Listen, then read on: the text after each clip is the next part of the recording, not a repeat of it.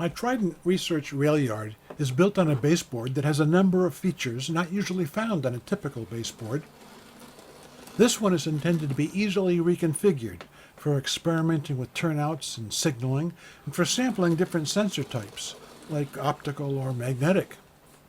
The track has been glued to the baseboard for Inglenook sidings operations, and the train can shuttle end to end under manual control. And the end-of-track bumpers are doing their job. See those washers placed around the board? My plan was to drill a 1-inch hole in the baseboard, reinforce it with one of those fender washers, and mount an aviation connector in the fender washer, and do this in a few strategic places around the baseboard. That plan wouldn't work. The stainless steel washers were extremely hard to drill, and they'd be impossible to tap with a hand tap.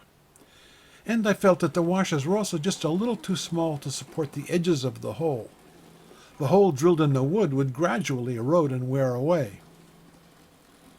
Enter Pillsbury cinnamon rolls. They're packaged in tubes with round steel end caps. The caps are not as strong as the washers, but braced properly against a small hole, I think they'll do fine. This is what I had in mind.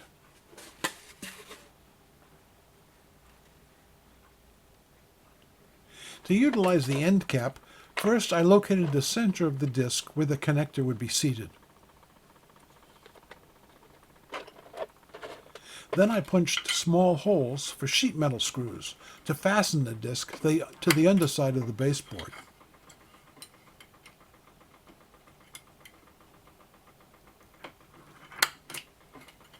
I punched a dimple in the center so that the drill wouldn't wander around when I started drilling the center hole. I drilled a 1/4 inch center hole and used a reamer to widen it to 1/2 inch to accommodate the connector. Using a larger drill directly in the sheet metal would have just ripped the hole apart. The last thing to check is that the hole is round, mostly centered, and that the aviation connector fits properly.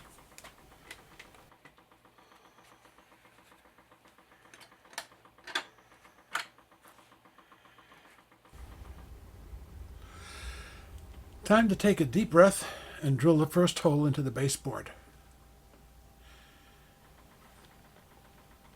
Well, the first hole came out okay. There are 7 of these to bring the electrical power from below the board to the surface.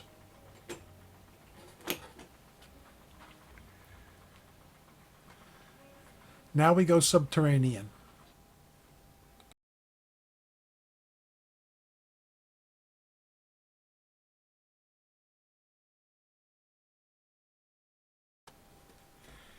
In preparation for wiring, I placed the terminal strips and ran carpenter's string to measure out the route for the wires. I cut the wires and made the connections. This is 18 gauge 5-conductor wire.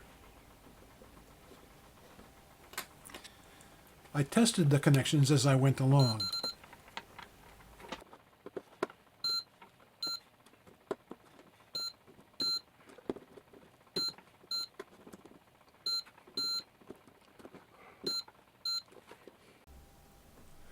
All of this is for powering the electronics and accessories.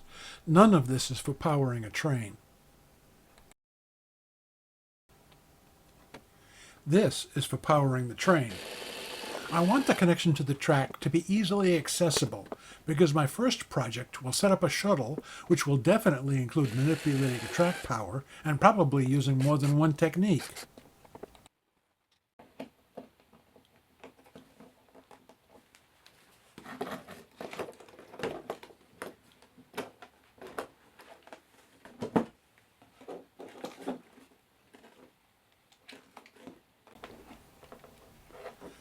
I plan to automate many activities in the yard. An automatic shuttle will be one of the first, but manual operation is a prerequisite to the automation.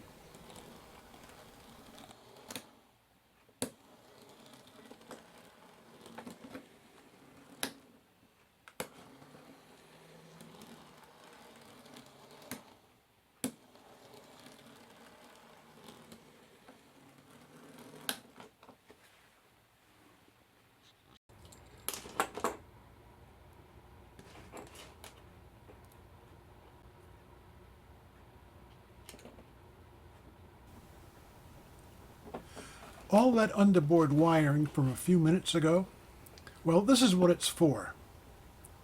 I haven't got any project ready to go, but when one is ready, typically I'll position a breadboard in a convenient position, and the plan is that there'll be a power drop nearby to support it, like this one.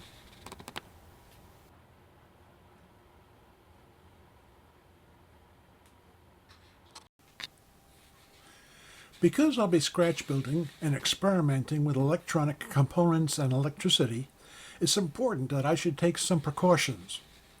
I won't be piecing together highly engineered commercial products with built-in safety features. I'll be scratch building my own electronics, so I have to come up with some of my own safety measures. At least I'll protect my circuits with fuses. What fuse ratings? I don't know. I'll have to measure and figure that out, but it's another prerequisite. Look at that. It's been so hot and humid. Even the wires have gone frizzy.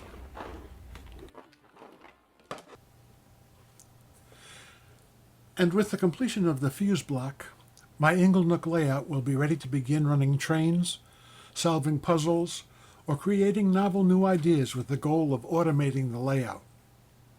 My first project will be to implement the shuttle track. Thanks for watching. More to come.